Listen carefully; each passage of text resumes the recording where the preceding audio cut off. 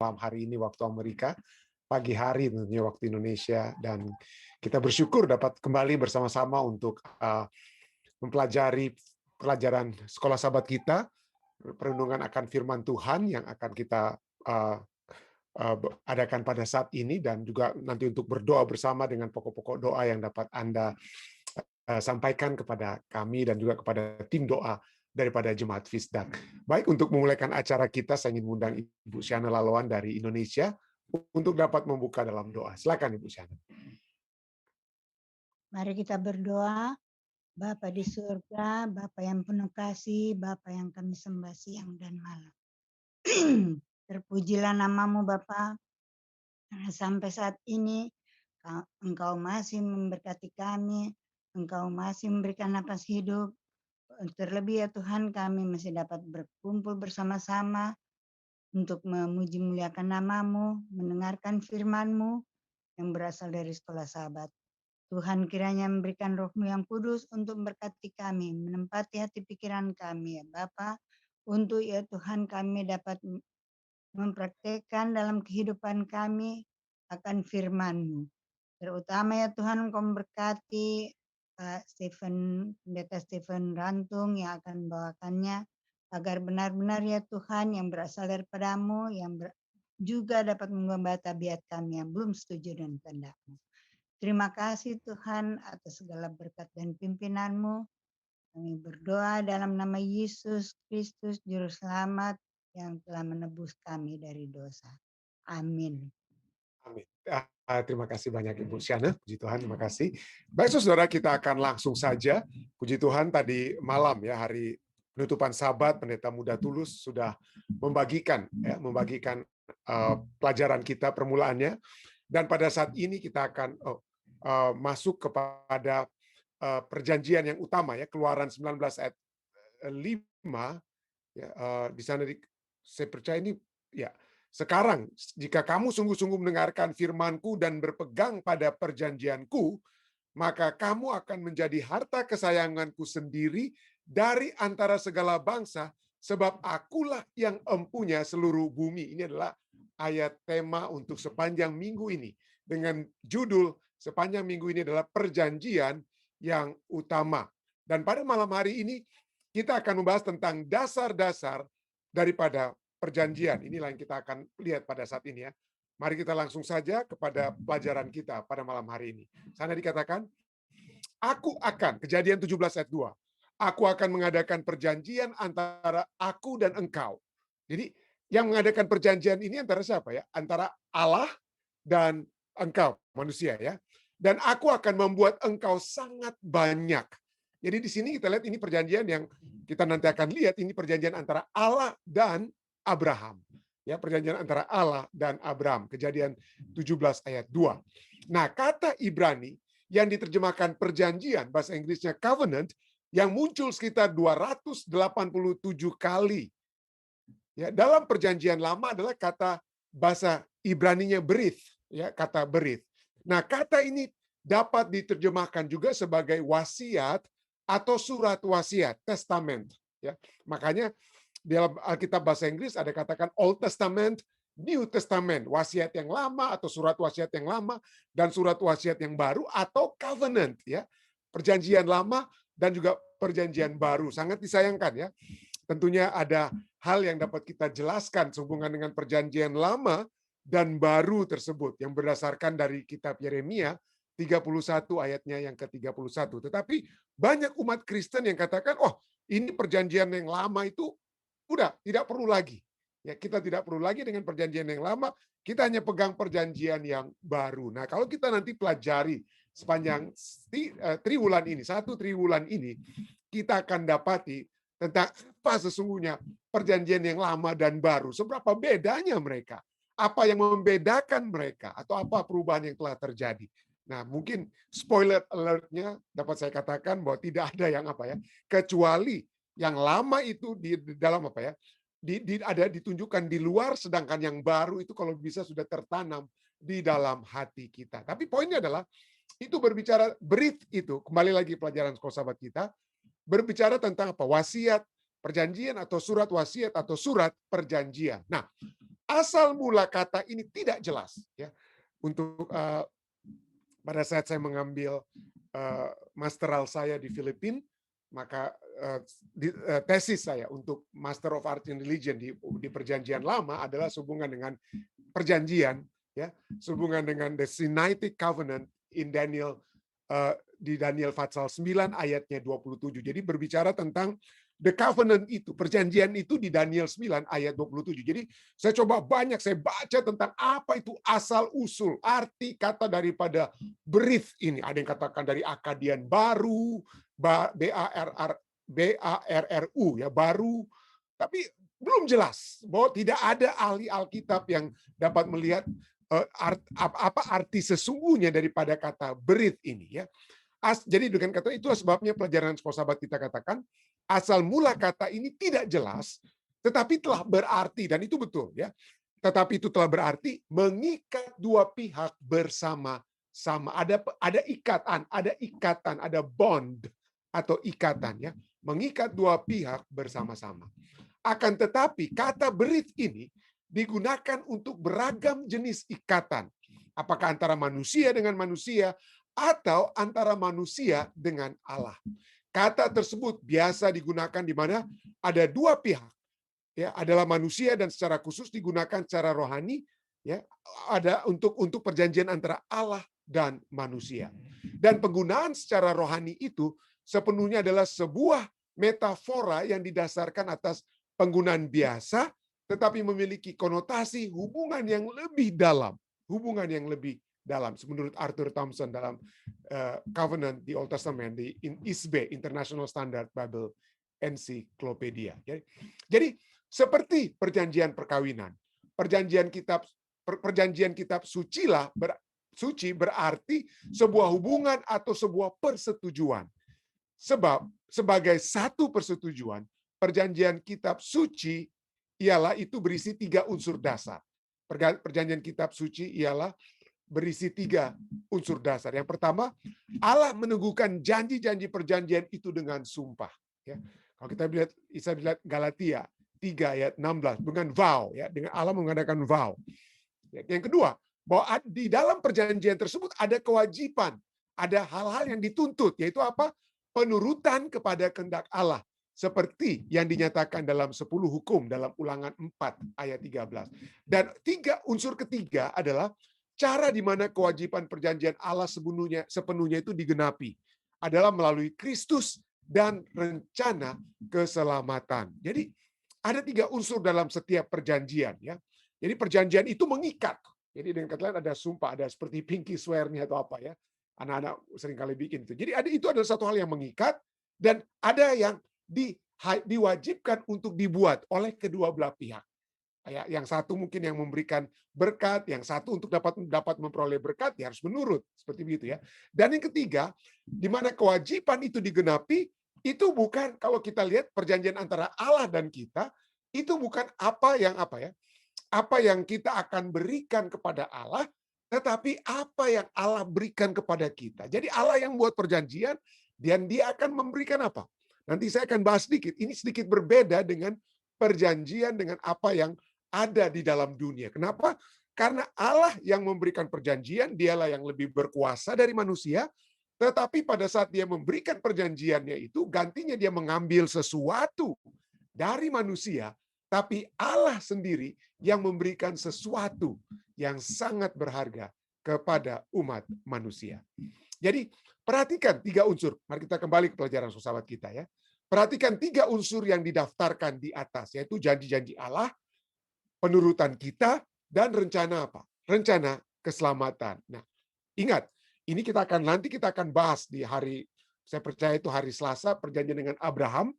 Tetapi kita lihat pada saat perjanjian dibuat, seringkali di zaman dahulu, yang dituntut untuk menunjukkan penurutannya itu hanya pihak yang lemah. Atau dalam arti ini adalah manusia. Tetapi kita akan lihat bagaimana ikatan penurutan itu yang seharusnya dibuktikan oleh manusia, tetapi kepada manusia Allah sendiri yang mengikat dirinya untuk menurut atau memenuhi perjanjian tersebut. Ini satu satu hal yang luar biasa yang akan kita pelajari nantinya pada saat kita tiba, pada saat kita membahas perjanjian antara Allah dan Abraham. Tapi nanti kita akan lihat itu dia. Jadi kita lihat sini, ini bukan dari yang kita baca yang saat ini ya, yang saat ini di atas ini, kita lihat janji-janji itu dibuat, janji-janji Allah, penurutan kita, walaupun saya sudah katakan nanti kita akan pelajari tentang Abraham, itu ada penurutan Allah juga ya. Dan rencana keselamatan ya, rencana keselamatan yang Allah berikan. Nah, mari kita baca. Bagaimana Anda dapat melihat faktor-faktor ini bekerja dalam perjalanan Anda sendiri bersama dengan Tuhan? Ya, Allah memberikan janji-janjinya dalam kitab suci kepada kita. Ya, ada perjanjian yang Allah sudah berikan. Bagaimana dengan penurutan kita?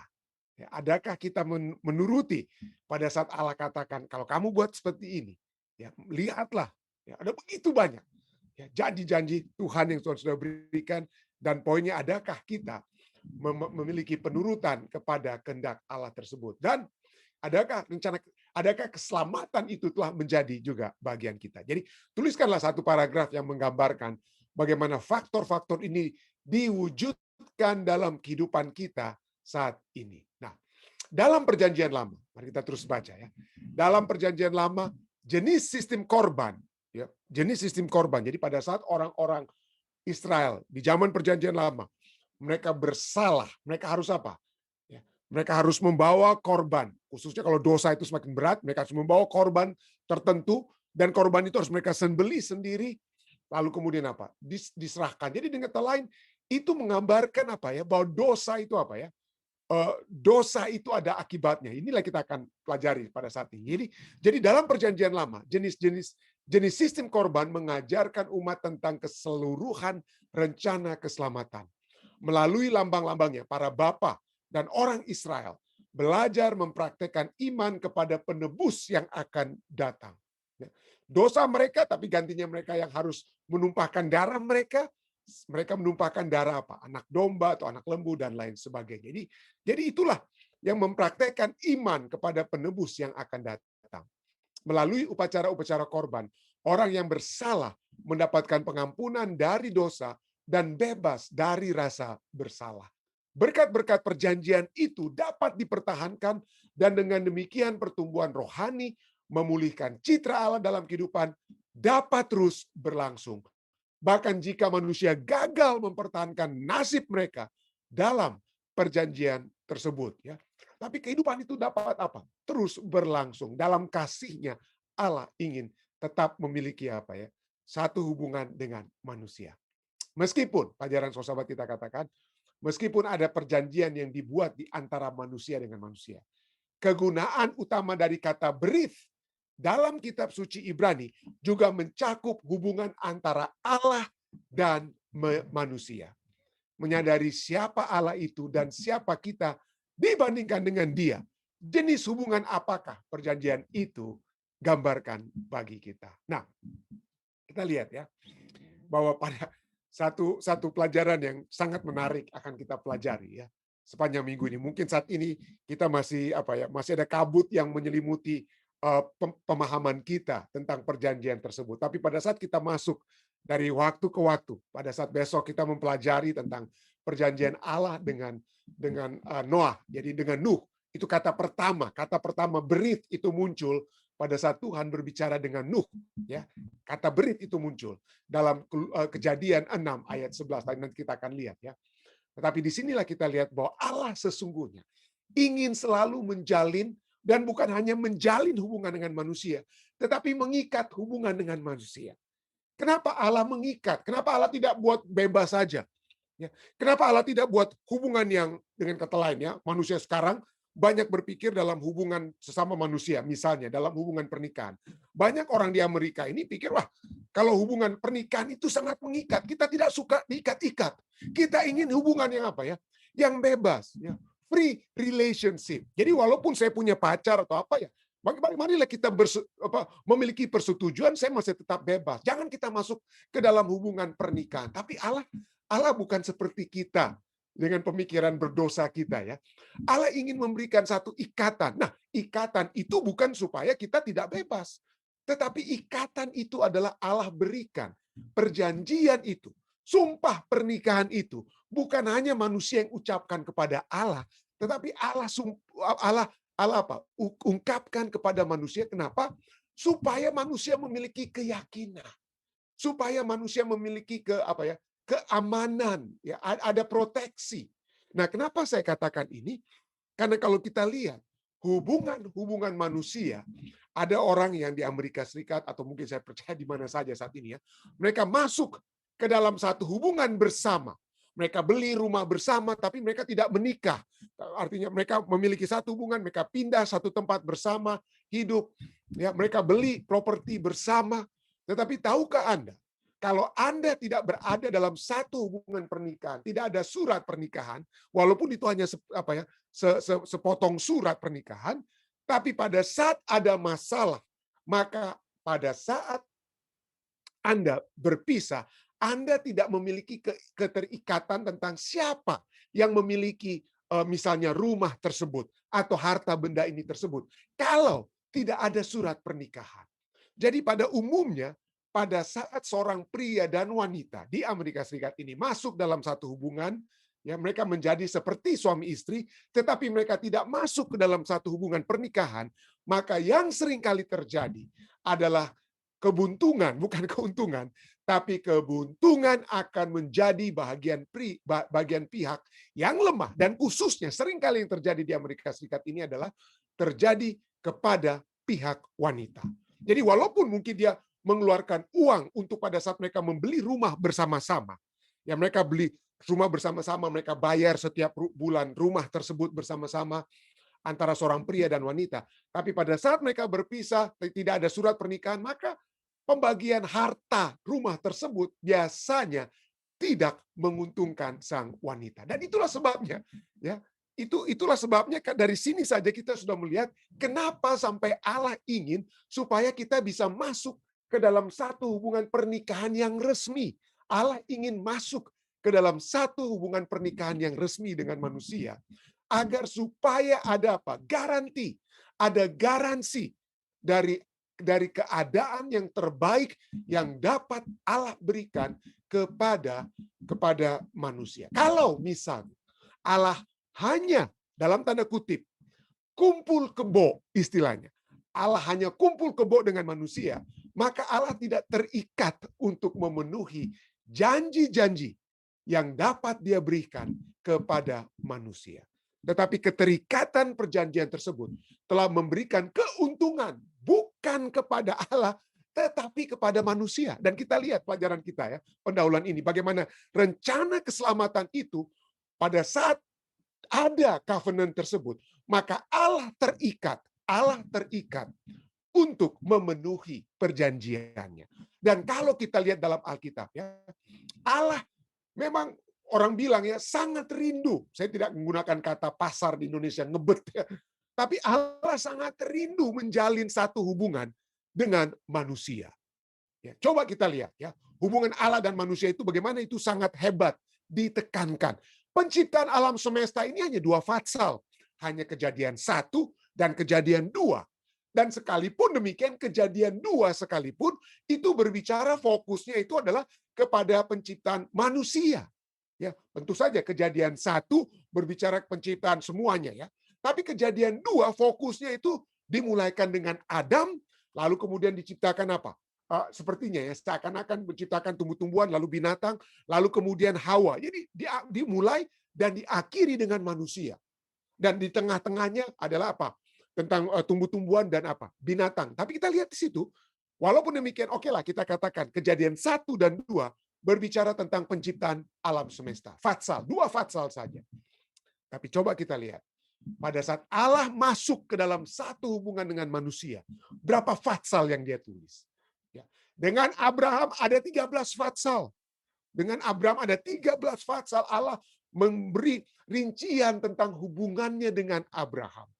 Ya, hubungan dengan 13. Dengan Yakub ada 10 fatsal. Dengan Yusuf ada 12 fatsal, bukan fatal. Saya tidak sempat salah tulis S-nya ya. Jadi ada 12 fatsal dengan hubungan Yusuf. Dengan kata lain, menjalin hubungan dengan manusia itu jauh lebih penting daripada mencoba untuk mendeskripsikan, menjelaskan bagaimana dia menciptakan alam semesta itu. Ya. Tuhan lebih concern dengan hubungannya dengan manusia, apalagi dengan manusia yang apa ya, berdosa. Jadi fokusnya itu lebih kepada apa? Manusia dan keselamatan mereka. Abraham, bagaimana dia apa? Lari kiri kanan, tapi Tuhan apa? Tarik.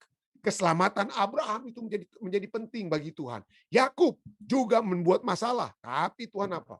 Tuhan bawa dia balik kembali. Jadi Allah sangat rindu untuk memberikan satu contoh tentang bagaimana concern-nya itu adalah kepada manusia. Dan bukan itu saja. Kalau kita lihat Kejadian pasal 1, Allah menggunakan kata generik, Allahnya itu adalah Elohim, ya. God, Elohim. Tetapi pada saat dia masuk dari Kejadian 2, dia masuk dalam satu hubungannya dengan Adam dan Hawa. Apa yang dia buat kepada Adam. Pada saat dia berbicara dengan hubungannya dengan Abraham, Yakub, Yusuf, dan semua orang lain. Allah tidak menggunakan Elohim atau Allah yang secara generik. Tapi dia menggunakan kata apa? Yahweh Elohim.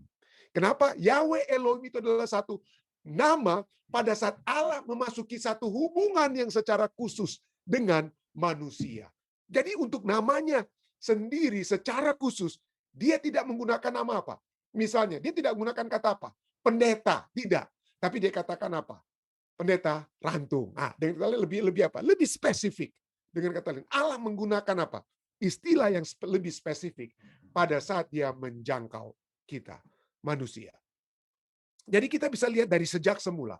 Alkitab ini adalah apa? Tulang punggung daripada Alkitab itu adalah apa? Covenant ini, perjanjian itu yang mengikat dua pihak bersama-sama. Nah, kata pertama, bukan Kejadian 6 ayat 11 tadi seperti saya katakan. Kata pertama munculnya kejadian kata berit itu adalah Kejadian 6 ayat 18 di mana itu dikatakan kepada Nuh. Allah katakan apa? Tetapi dengan engkau aku akan mengadakan perjanjianku dan engkau akan masuk ke dalam bahtera itu. Engkau bersama-sama dengan anak-anakmu dan istrimu dan istri anak-anakmu. Jadi perjanjian, kata berit itu muncul itu di Kejadian 6 ayat 18 antara Allah dan apa ya? Allah dan Nuh, di mana Allah ingin memberikan keselamatan kepada umat manusia. Nah, kata bicara tentang berit ini atau perjanjian, kita lihat seperti pelajaran kita tadi kita sudah baca bahwa perjanjian itu dapat terjadi antara sesama manusia. Kita bisa lihat misalnya perjanjian antara dua sahabat, Daud dan Yonatan, mereka mengikat satu perjanjian. Misalnya Yonatan katakan kalau sampai saya tidak hidup, jagalah keturunan saya ya. Makanya Mephibosheth itu dan lain sebagainya itu terus dijaga oleh Daud ya. Jadi antara dua sahabat, antara suami dan istri dalam pernikahan. Kita lihat ada Hosea, kitab Hosea itu berbicara tentang perjanjian tersebut, atau Maleakhi 2:14 berbicara antara suami dan istri mengikat satu perjanjian antara raja, seorang raja dan rakyatnya. Ya, apa yang akan raja lakukan, apa yang rakyat akan berikan kepada raja. Nah, yang keempat adalah antara bangsa dengan bangsa lainnya. Dan bangsa dengan bangsa lainnya ini dapat dibagi dua. Yaitu yang pertama perjanjian antara mereka dengan yang memiliki kedudukan atau status yang sama. Yang memiliki status yang sama. Misalnya, Inggris dan Jerman. Wah, sama-sama kuat mereka ekonominya ya. Inggris dan Jerman. Jadi sama-sama sederajat dan kewajibannya itu bilateral. Tidak ada yang dipaksakan. Jadi sama-sama mana yang untungnya, mana keuntungan yang bersama yang dapat diperoleh. Itu namanya parity covenant, perjanjian yang seimbang, perjanjian yang sama, seimbang. Tetapi yang kedua adalah yang disebut dengan istilah suzerainty covenant. Suzerainty covenant adalah satu kedudukan atau status yang tidak sama. Itu adalah satu perjanjian antara yang berkuasa dan yang dikuasai. Dan biasanya yang berkuasa ini buat apa? Dia akan buat stipulasi. Dia yang akan buat perjanjian. Dia bilang, oke, karena saya yang sudah berkuasa, kamu kalah dalam perang melawan saya, maka ini yang saya minta. Ya, kamu akan beri kepada saya ini. Kamu harus apa ya? Penuhi itu ya. Yang dapat saya penuhi adalah saya tidak akan serang kamu atau saya tidak akan ganti kamu sebagai raja di kerajaan ini, tidak ya. Tapi yang penting kamu harus bayar saya setiap tahun. Jadi yang raja di atas itu yang menuntut. Dan apa yang terjadi? yang di bawah ini yang terjadi adalah mereka harus mengakui tuntutan daripada yang berkuasa. Dan biasanya raja-raja zaman dulu pada saat mereka membuat suzerainty covenant, ini yang mereka buat. Mereka akan potong binatang, lalu binatang itu ditaruh di kayu-kayu. Ini binatang ya, ini binatang misalnya ini kayu. Jadi ada dua atau tiga kayu ya, ditaruh oleh potongan-potongan binatang, lalu raja yang lemah, raja yang baru dikalahkan dalam peperangan, raja tersebut yang akan melewati potongan-potongan kayu tersebut. Ya, dia akan melewati. Kenapa? Simbolnya apa? Simbolnya adalah kalau kamu tidak memenuhi apa yang saya perintahkan kamu untuk penuhi dalam perjanjian kita, maka nasibmu akan sama dengan potongan daging tersebut. Kamu akan saya potong-potong. Jadi raja yang kalah itu, bangsa yang kalah itu rajanya itu harus melewati apa? Potongan-potongan kayu, potongan binatang yang sudah yang sudah ditaruh di atas kayu tersebut yang runcing ya. Jadi raja, jadi itulah suzerainty covenant, itu perjanjian yang dibuat secara sepihak. Ya, perjanjian yang sudah dibuat secara sepihak. Nah, ada ya. Jadi pada saat kita lihat bagaimana pada bangsa Israel, pada saat Tuhan membuat perjanjian dengan bangsa Israel. Jadi ada kata pendahuluannya, ya. Ada kata pendahuluannya, ya. Ya. Dan setelah kata pendahuluan, inilah perjanjianku dengan engkau, dengan kata lain.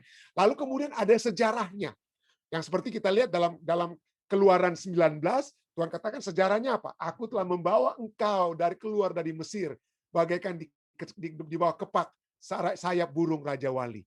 Lalu kemudian setelah itu apa? Dibuatlah apa? Setelah kita ada preamble, ada introduction, pendahuluan, lalu yang bagian kedua adalah di bagian sejarahnya, apa yang sudah dibuat. Lalu yang ketiga, dibuatlah peraturan-peraturan supaya kita tetap berada di dalam perjanjian tersebut. Dan apa itu peraturan antara Allah dan umat Israel? Yaitu 10 firman Tuhan. Jangan ada padamu ilah lain di hadapanku. Jangan ini, jangan itu, dan lain sebagainya. Ya. Dan kalau kamu setia, maka kamu akan kuberkati. Kalau engkau tidak setia, maka aku akan melepaskan apa? Penjagaanku kepadamu. Jadi ada itu semua. Jadi banyak orang, ahli-ahli Alkitab, pada saat mereka membaca Alkitab, lalu mereka melihat, oh ini rupanya perjanjian yang Allah buat dengan bangsa Israel itu bukan parity covenant, tetapi suzerainty covenant. Kenapa? Karena itu perjanjian yang dibuat secara sepihak antara Allah yang berkuasa dan bangsa Israel yang apa? Yang dikuasai. Jadi banyak ahli Alkitab yang langsung apa? Melihat bahwa perjanjian covenant antara Allah dan umat-umatnya adalah suzerainty covenant. Suzerainty covenant. Tetapi sesungguhnya, boleh kita akan lihat nanti, walaupun ada elemen-elemen sepertinya suzerainty covenant, tetapi perjanjian antara Allah dan umat-umatnya, saudara dan saya itu unik sekali. Ya, unik sekali. Nanti kita akan lihat, kita akan pelajari sepanjang minggu ini ya. Apa yang membuat perjanjian Allah dengan manusia itu, walaupun ada unsur-unsur suzerainty covenant, tetapi keunikannya itu juga dapat kita lihat.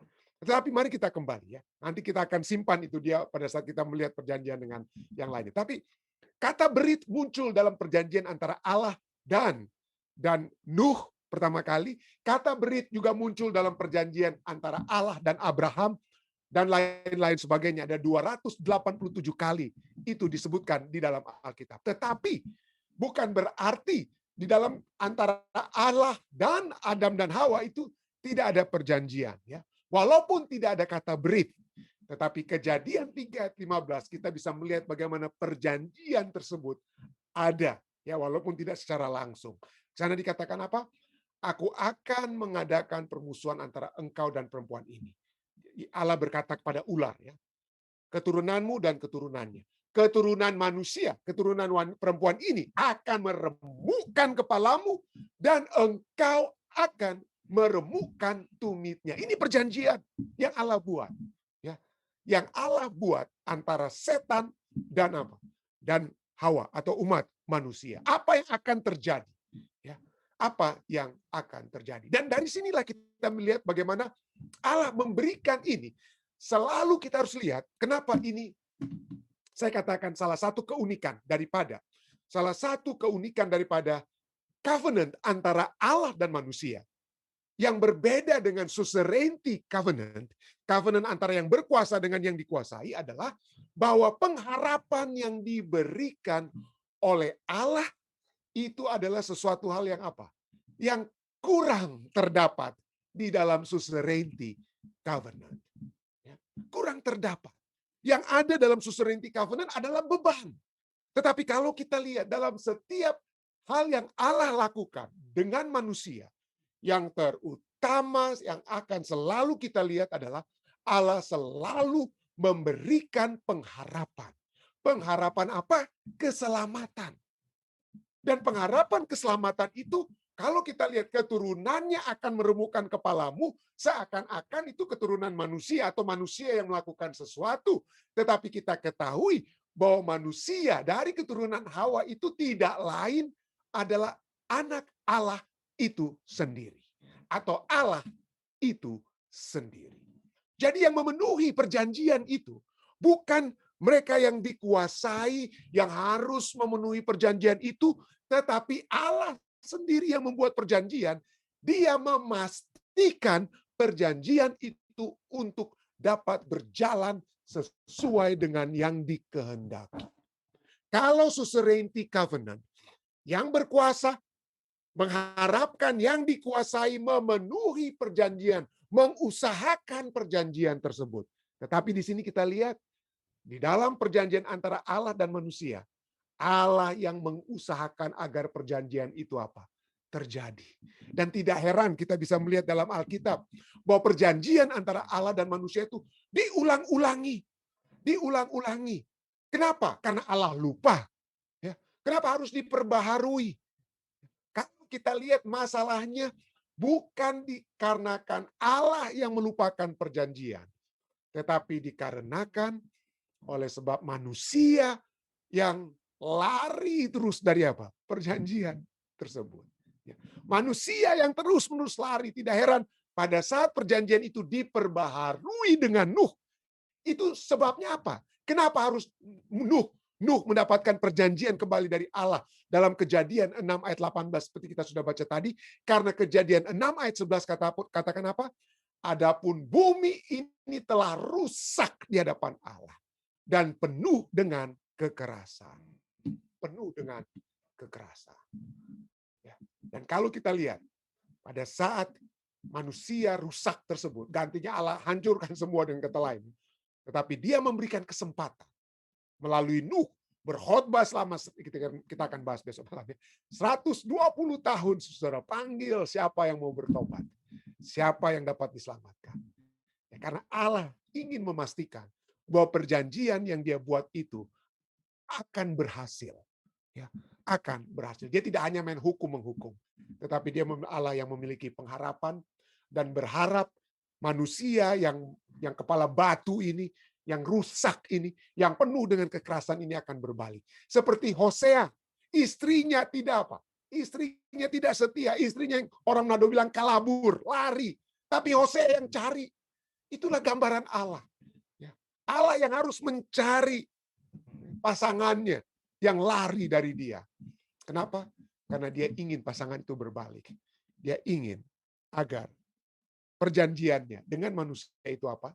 Dapat terus-menerus dipertahankan. Inilah yang dapat saya tambahkan pada saat ini sebagai pendahuluan dengan perjanjian yang akan kita bahas di sepanjang minggu ini. Jika ada tambahan-tambahan ataupun pertanyaan yang akan dibawakan, silakan ya. Silakan. Ada kira-kira? Saudara-saudara sekalian yang dapat saya lihat melalui Zoom ya. Silakan. Ada kira-kira? Jika tidak ada, bagaimana melalui live stream, Dek?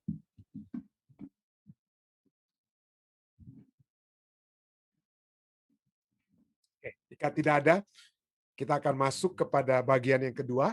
Ya, kita dalam permohonan doa sekali lagi saya kembali ingatkan bahwa semua permohonan-permohonan yang Anda cantumkan telah dibagi ke kelompok-kelompok doa daripada Jemaat Fisdak, dan setiap hari saya percaya kami telah mendoakan dan akan terus mendoakan segala permohonan-permohonan doa yang masuk. Dan ya, kita akan terus minta siapa saja mungkin dapat kita bawakan di dalam doa-doa kita di dalam kelompok-kelompok doa di Jemaat Fisdak. Baik, ada mungkin saat ini yang dapat dibagikan dari melalui Zoom, hal yang dapat kita doakan. Kira-kira, silakan. Ada kira-kira? Oh, silakan Ketua Ridwan. Di unmute dulu ya.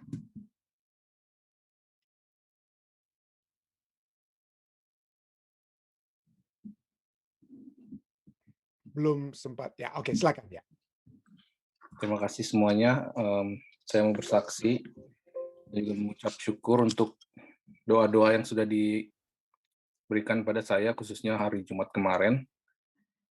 Tadi pagi saya cek hasilnya jam 8 pagi, tapi belum available karena harus 48 jam kan. Jadi terus hari ini saya ada keluar 1 harian dan baru pulang tadi. Pas sebelum acara ini saya cek, sudah boleh cek, dan puji Tuhan hasilnya saya lulus. Amin. Saya sudah lulus. Terima kasih semua dua-duanya. Saya sangat terharu, sangat ya sulitlah diungkapkan dengan kata-kata karena banyak juga yang saya korbankan, kayak kami berdua korbankan ya, dan semuanya itu tidak sia-sia. Dan juga jujur selama ujian itu sebetulnya ya ada beberapa soal itu yang saya nggak bisa jawab, sampai dalam hati saya berdoa bilang begini sama Tuhan, jangan jawab doa saya lah, tapi jawablah doa orang-orang yang mendoakan saya bilang gitu. Ya, tapi ya saya sudah relief sekarang dan berterima kasih kepada saudara-saudara semua untuk doa-doanya. Saya rasa ini mujizat sih, karena saya pikir saya ini bakal gagal tadinya. Saya udah siap-siap malah 1 bulan lagi, oke lah, saya 1 bulan lagi belajar lah. Saya udah persiapan, tapi ya ternyata doa-doa kita dijawab, doa-doa kalian semua terjawab. Terima kasih semuanya. Terima kasih semuanya. Kiranya Tuhan juga memberkati saudara-saudara semua. Amin. Amin. Amin. Amin. Wow, puji Tuhan ya. Puji Tuhan. Tidak ada kata-kata lain yang dapat saya bawakan saat ini selain kita bersyukur dan bersukacita juga bersama-sama dengan keluarga Lingga Lim ya. Terima kasih Tuhan. Terima kasih atas juga kesaksian yang sudah dibawakan. Terima kasih. Baik, ada lagi saudara sekalian yang lainnya? Ya, silakan Ibu Syana. Saya lihat ada angkat tangan ya.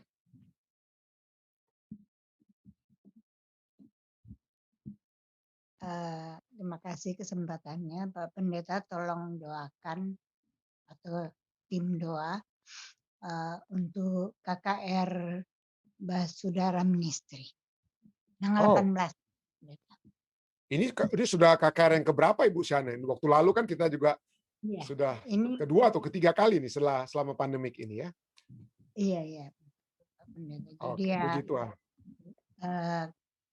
dibuat di banyak daerah, Pak Pendeta.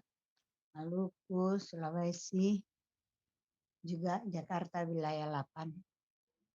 Ya. Jadi ya, tolong doakan Terima kasih. supaya. Ya, kita Terima akan kasih. doakan. Ya. Baik, terima kasih. Ada lagi yang lainnya, saudara sekalian?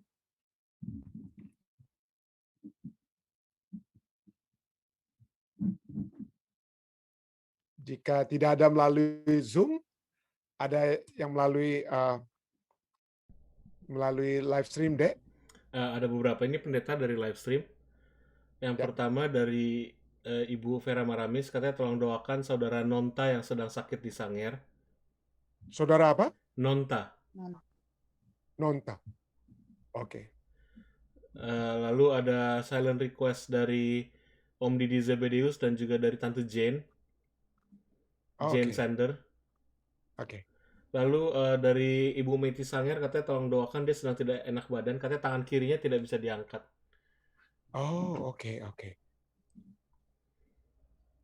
Lalu dari Tante Jane Villa katanya tolong doakan sahabatnya Tangon Roringkon. Tangon Roringkon yang sedang sakit. Tangon Roringkon. Iya, Roringkon. Oke. Ya, oke. Ada lagi yang lainnya? Jika tidak ada, ya, mari saat ini kita bersatu di dalam doa. Kami datang kepadamu Tuhan, memuji dan membesarkan nama-Mu karena kasih setia-Mu yang selalu menyertai kami. Kesetiaan-Mu yang tidak terbatas untuk selalu membawa kami menjadi anak-anak-Mu, menjadi umat-umat-Mu yang walaupun kami seringkali menceraikan diri kami dari Engkau, tetapi kasih karunia-Mu itu selalu membawa kami untuk dapat kembali berbalik kepadamu Tuhan. Perjanjian-Mu itu tetap kekal. Itu apabila kami berbalik dan apabila kami dapat menyerahkan diri kami kembali, maka kami akan kembali masuk dalam satu persekutuan dengan Engkau, di mana berkat-berkat yang Engkau sudah sediakan akan menjadi bagian kami. Dan berkat yang terutama adalah Tuhan, bahwa kami akan masuk ke dalam kerajaan-Mu. Terima kasih Tuhan, karena pada sepanjang minggu ini kami akan terus mempelajari tentang perjanjian yang Engkau sudah berikan mulai di Taman Eden. Kemudian Engkau dinyatakan kembali pada saat kepada Nuh, kepada Abraham, kepada Daud, dan seluruh umat-umat Tuhan lainnya. Kami berdoa Tuhan, kiranya perjanjian itu, yang adalah juga perjanjian dengan kami, akan dapat selalu kami jaga. Kami akan menjadi anak-anak-Mu oleh sebab kasih kami kepadamu. Penurutan yang didasarkan atas kerinduan kami untuk terus-menerus mencintai Engkau Tuhan. Dan biarlah itu akan selalu menjadi dasar dari hubungan yang dapat kami jalin bersama-sama dengan Engkau. Karena kami mengetahui Tuhan, pada saat kami membuat perjanjian-perjanjian dengan dunia, pada saat kami membuat hal-hal yang seakan-akan begitu mengikat kami dengan dunia, kami tidak mendapatkan kedamaian yang sejati, Tuhan. Tapi kedamaian yang sejati itu hanya kami peroleh pada saat kami berada dalam satu hubungan yang kuat, satu hubungan yang erat dengan Engkau. Kami bersyukur Tuhan, karena kami masih dapat beribadah dan dapat memperoleh kekuatan pada saat kami menghadapi banyak hal-hal yang seringkali melemahkan kami. Tetapi firman-Mu itu penuh dengan kuasa Tuhan. Firman-Mu itu adalah kekuatan yang telah memberikan keyakinan kepada kami untuk tetap berjalan di tengah badai sekalipun. Tetap dapat tertidur di tengah ombak yang bergelora sekalipun. Tetap bergantung dan percaya kepadamu. Karena Engkau sendiri yang sudah berjanji. Engkau sudah berjanji untuk selalu menjadi Allah kami. Dan kami menjadi umat-umat-Mu. Pada saat ini kami juga bersyukur Tuhan bersama-sama dengan keluarga Linggalin. Kami ingin memuji, membesarkan nama-Mu Tuhan. Memuji, membesarkan nama-Mu. Kasih setia-Mu sudah menjadi bagian saudara ketua Rituan. Tuhan di masa-masa yang lalu begitu banyak pergumulan-pergumulannya. Begitu banyak hal-hal yang telah terjadi dalam kehidupannya. Tapi pada saat ini kami dapat melihat bagaimana kasih-Mu itu begitu nyata. Kasih-Mu itu begitu nyata. Biarlah Saudara Rituan dan Saudari Miriam akan terus berjalan bersama-sama dengan Engkau. Masa depan yang Tuhan sudah siapkan bagi mereka, biarlah itu menjadi bahagian mereka. Dan biarlah mereka dengan segala berkat yang Tuhan sudah limpahkan saat ini, mereka melihat begitu nyatanya Engkau.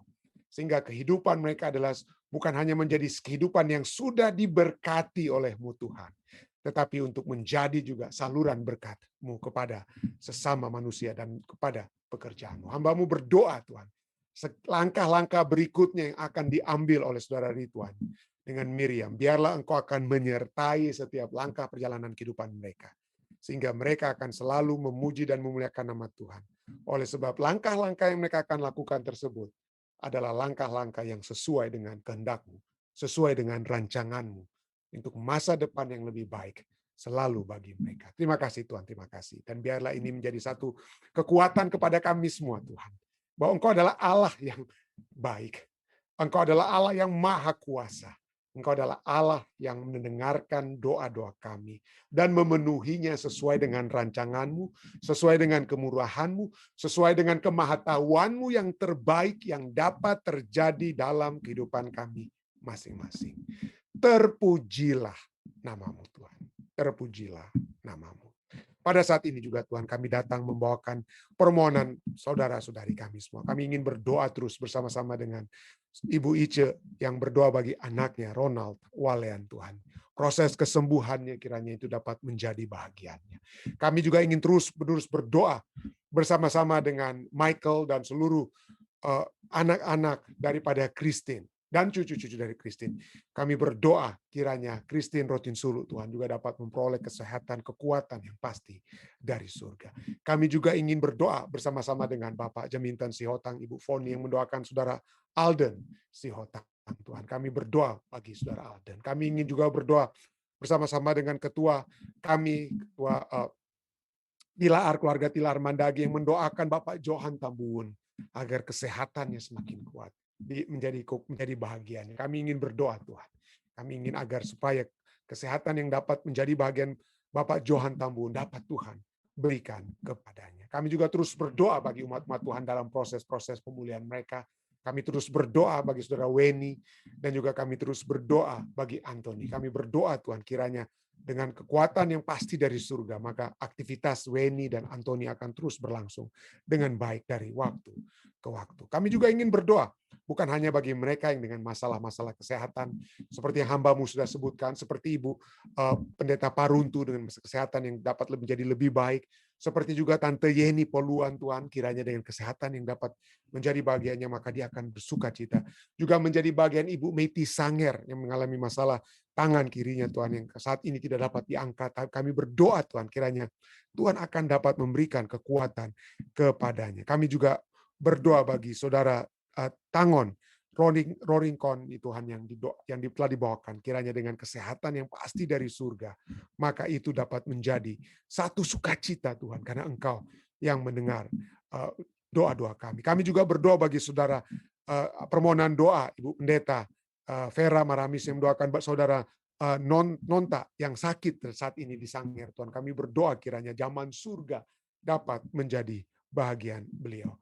Kami juga berdoa Tuhan, bukan hanya mereka yang memiliki masalah-masalah kesehatan, tapi juga masalah-masalah kerohanian.